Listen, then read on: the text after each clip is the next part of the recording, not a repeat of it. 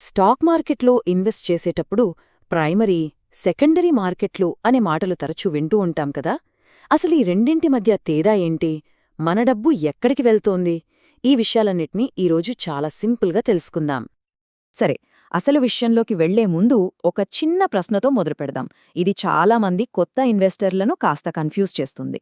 అనుకుందాం, ఒక ఇన్వెస్టరు ఒక ఐపీఓలో షేర్లను కొన్నారు, మరుసటి రోజే లిస్ట్ అవగానే దాన్ని అమ్మేశారు. ఇప్పుడు చెప్పండి, ఈ కొనడం, అమ్మడం, ఈ రెండూ పనులు ఒకే మార్కెట్లో జరిగాయా, లేకపోతే రెండు వేర్వేరు మార్కెట్లలో జరిగాయా? ఈ కన్ఫ్యూజన్ని ఇప్పుడు క్లియర్ చేసేద్దాం. ఆ ప్రశ్నకు సమాధానం దొరకాలంటే మనం ఒక షేర్ ప్రయాణాన్ని ఫాలో అవ్వాలి. అంటే దాని పుట్టుక నుంచి చూడాలన్నమాట. ఒక షేరు అసలు ఎక్కడ పుడుతుంది, తన జర్నీని ఎక్కడ మొదలుపెడుతుంది, ఆ కథని గనక మనం చూస్తే ఈ మొత్తం కాన్సెప్ట్ చాలా తేలిగ్గా అర్థమైపోతుంది. So first, primary market. అదేనండి, ఒక షేరు పుట్టిన చోటు. ప్రైమరీ మార్కెట్ అంటే ఏంటంటే, ఒక కంపెనీ పబ్లిక్ నుంచి నేరుగా డబ్బులు తీసుకోవడానికి మొట్టమొదటిసారిగా తన షేర్లను అమ్మకానికి పెట్టే ప్లేస్ అన్నమాట. ఇంకా సింపుల్గా చెప్పాలంటే ఇదే షేర్ల పుట్టిల్లు. ఇక్కడ కంపెనీ తన వాటాలని ఇన్వెస్టర్లకు అమ్ముతుంది డైరెక్ట్గా. దీనికి బెస్ట్ ఎగ్జాంపుల్ ఏంటంటే ఐపీఓ, అంటే ఇనీషియల్ పబ్లిక్ ఆఫరింగ్. మనం తరచూ వింటుంటాం కదా. అయితే ఒక్క ఐపీఓ మాత్రమే కాదు, ఎఫ్పీఓ అంటే follow on public offer, rights issues, preferential allotment, ఇవన్నీ కూడా ప్రైమరీ మార్కెట్ యాక్టివిటీసే. వీటన్నింటిలో ఉన్న కామన్ పాయింట్ ఏంటో తెలుసా? ఇన్వెస్టర్లు నేరుగా కంపెనీ దగ్గర్నుంచే షేర్లను కొంటారు, మధ్యలో ఎవ్వరూ ఉండరు. ఇక్కడ మనీ ఫ్లోని గమనించడం చాలా ముఖ్యం. ఇన్వెస్టర్లు కట్టిన డబ్బు నేరుగా, స్ట్రేట్గా కంపెనీ బ్యాంక్ అకౌంట్లోకి వెళ్తుంది. ఆ డబ్బుతో కంపెనీ తన వ్యాపారాన్ని పెంచుకుంటుంది, కొత్త ప్రాజెక్టులు స్టార్ట్ చేస్తుంది, లేదా అప్పులు తీర్చుకుంటుంది. సో ఇది కంప్లీట్గా ఇన్వెస్టర్కి, కంపెనీకి మధ్య జరిగే ఒక డైరెక్ట్ డీల్ అన్నమాట.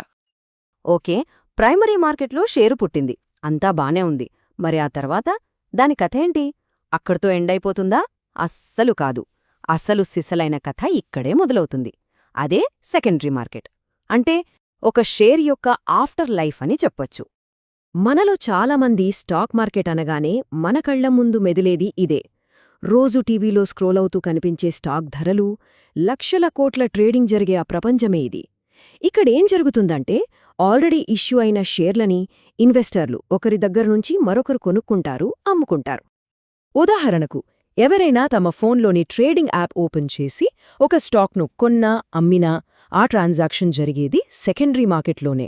ఎన్ఎస్సి, బిఎస్సి లాంటి స్టాక్ ఎక్స్చేంజ్లలో రోజూ జరిగే ట్రేడింగ్ అంతా ఇదే. ఇక్కడ మనం గుర్తుపెట్టుకోవాల్సిన మెయిన్ పాయింట్ ఏంటంటే, ఆ షేర్లను ఇష్యూ చేసిన ఒరిజినల్ కంపెనీకి ఈ లావాదేవీతో అస్సల సంబంధం ఉండదు. ఇక్కడే అసలు తేడా ఉంది, బాగా గమనించండి. ఈ ట్రాన్సాక్షన్లో కంపెనీ పిక్చర్లోనే లేదు. ఇది ప్యూర్గా ఇద్దరు ఇన్వెస్టర్ల మధ్య జరిగే బిజినెస్. డబ్బు ఒక ఇన్వెస్టర్ పాకెట్ నుంచి ఇంకో ఇన్వెస్టర్ పాకెట్లోకి వెళ్తుంది, అంతే. రైట్, ఇప్పటిదాకా మనం ఈ రెండు మార్కెట్ల గురించి విడివిడిగా చూశాం కదా. ఇప్పుడు రెంటినీ పక్కపక్కన పెట్టి వాటి మధ్య ఉన్న మేజర్ డిఫరెన్సెస్ ఏంటో ఒక్కసారి చూసేద్దాం. ఈ టేబుల్ చూస్తే మనకొక ఫుల్ క్లారిటీ వచ్చేస్తుంది.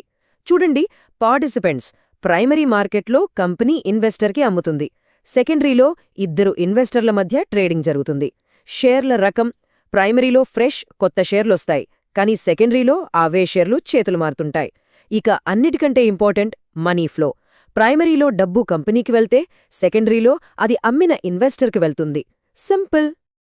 దీంతో మనకు ఒక డౌట్ రావచ్చు.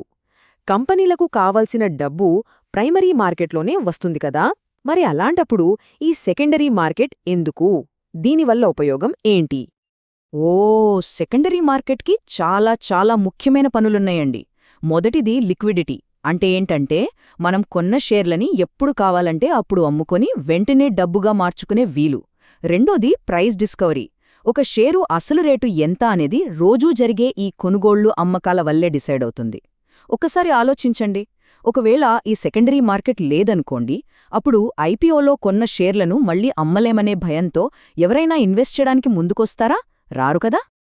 అంటే సింపుల్గా చెప్పాలంటే, సెకండరీ మార్కెట్ లేకపోతే ప్రైమరీ మార్కెట్కి విలువే ఉండదు, అంతే. ఐపీఓలో కొన్న షేర్లను అమ్ముకోవచ్చు అనే ధైర్యం ఉంది కాబట్టే అసలు ఐపీఓల మీద అంత ఆసక్తి చూపిస్తారు. ఈ రెండు మార్కెట్లు ఒకదానిమీద ఒకటి ఆధారపడి ఉంటాయన్నమాట. సరే, ఇప్పుడు మనం మొదట అడిగిన ప్రశ్నకు తిరిగి వద్దాం. ఆ కన్ఫ్యూజన్కి ఫుల్ స్టాప్ పెట్టేద్దాం. సో ఒక ఇన్వెస్టర్ ఐపీఓలో షేర్ కొనడం అనేది ఒక యాక్షన్, అదే షేర్ని మరుసటి రోజు అమ్మడం అనేది ఇంకో యాక్షన్. ఈ రెండు వేర్వేరు మార్కెట్లలో జరిగే రెండు వేర్వేరు పనులు. ఐపీఓలో కొనడం అనేది ప్రైమరీ మార్కెట్ ట్రాన్సాక్షన్, అదే షేర్ని అమ్మడం అనేది సెకండరీ మార్కెట్ ట్రాన్సాక్షన్. అంతే, చాలా సింపుల్. ఈ మొత్తం డిస్కషన్ నుంచి ఒకే ఒక్క విషయం గుర్తుపెట్టుకోవాలంటే అది ఈ సింపుల్ ఫార్ములానే. ట్రాన్సాక్షన్లో కంపెనీ ఇన్వాల్వ్ అయితే అది ప్రైమరీ మార్కెట్, అదే ఇద్దరి ఇన్వెస్టర్ల మధ్య జరిగితే అది సెకండరీ మార్కెట్. ఇది గుర్తుంటే చాలు, ఇక కన్ఫ్యూజనే ఉండదు. ఓకే, షేర్లు ఎక్కడ ట్రేడ్ అవుతాయో, ఆ మార్కెట్లు ఎలా పనిచేస్తాయో మనకిప్పుడు తెలిసింది. కానీ ఇది జస్ట్ ఫస్ట్ స్టెప్ మాత్రమే. అసలీ మార్కెట్లలో మనం కొనే అమ్మే ఆ షేర్ అంటే ఏంటి? కంపెనీలో మనకది ఎలాంటి హక్కిస్తుంది? అందులో ఎన్ని రకాలుంటాయి? ఇవన్నీ చాలా ఇంట్రెస్టింగ్ ప్రశ్నలు. వీటి గురించి మనం మరోసారి వివరంగా మాట్లాడుకుందాం.